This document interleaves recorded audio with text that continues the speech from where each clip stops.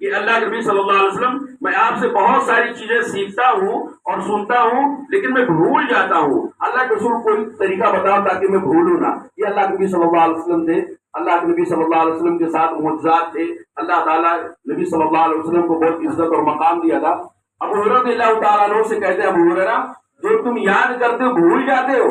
جو تم مجھ سے سنتے ہو بھول جاتے ہو، ایک کام کرو، چادر جو پہنے ہو نا، پہلے کے زمانے میں کپڑا کیا پہنتے تھے؟ ایک دم آئی ٹائی پائی، ہے نا، کیا رہتا تھا؟ جیسے آج لوگ پہنتے نا وہی کپڑا ہوتا تھا۔ کسی کو صرف لنگی ہوتی تھی، اوپر والا چادر ہی نہیں ملتا تھا، تو صرف لنگی باندھ کے بیچارے نماز کرتے تھے، کچھ بھی ان کو پرواہ نہیں۔ تو اللہ کے نبی صلی اللہ علیہ وسلم ابو ہریرہ جو چادر تم اوڑھے ہو نا، چادر ذرا زمین پہ پھیلا دو۔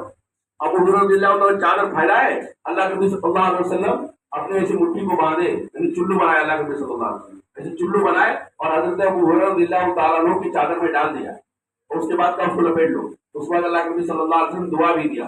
ابو ہریرہ رضی اللہ تعالیٰ کو دعا بھی دیا، اور اس کے بعد کا ابو ہریرہ یہ چادر اب تم اوڑھ لو، یہ چادر اب تم اوڑھ لو۔ نبی کریم صلی اللہ علیہ وسلم کا یہ معجزہ تھا اور نبی صلی اللہ علیہ وسلم کی دعا تھی۔ ابو ہریرہ رضی اللہ تعالیٰ کہتے ہیں کہ فَضَمَمْتُ فَمَا نَسِيتُ شَيْئًا بَعْدَهُ، اس کے بعد جب نبی صلی اللہ علیہ وسلم نے مجھے دعا دے دیا اور اس طرح نیک تصور، نیک فعل ایسا لے کے اللہ کے رسول نے ڈال دیا، چلو بھر کے، جیسے چلو پر پانی لیتے نا کوئی چیز ڈال دیتے، تو اللہ کے رسول نے ایسا لے کے ان کے چادر میں ڈال دیا، مطلب اللہ کے نبی صلی اللہ علیہ وسلم ڈال دے گا وہ نکلے گا نہیں۔ ابو ہریرہ رضی اللہ تعالیٰ کہتے ہیں آج کے بعد جب نبی صلی اللہ علیہ وسلم میرے ساتھ یہ معاملہ کیا تو آج کے بعد میں کوئی بھی حدیث بھولا ہی نہیں ہوں، کوئی بھی حدیث بھولا ہی نہیں ہوں۔ تو مطلب یہ ابو ہریرہ رضی اللہ تعالیٰ کو جو ایک بیماری تھی، ہر ایک کے ساتھ لگی رہتی ہے، بھولنے کی بیماری، اس بھولنے کی بیماری کا علاج کیا کیا؟ اللہ کے نبی صلی اللہ علیہ وسلم اپنی دعائیں نہیں دی۔ تو اس سے پتا چل رہا ہے کہ علم حاصل کرنے کے آداب میں بہت ضروری ہے کہ آپ استاد اور ٹیچر کی دعائیں لیں،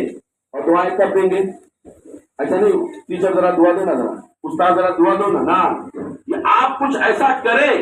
آپ ایسے کچھ کام کرے، کچھ بڑا کارنامہ انجام دے کہ جس سے استاد اور ٹیچر کا دل خوش ہو جائے، اور بغیر ارادے کے، بغیر آپ کے مطالبے کے، بغیر آپ کے ڈیمانڈ کے، بغیر آپ کے مانگے، بغیر آپ کے کہے، استاد اور ٹیچر کے زبان سے ایک آواز نکل جائے کہ اللہ اس بچے کو سدا کامیاب رکھے،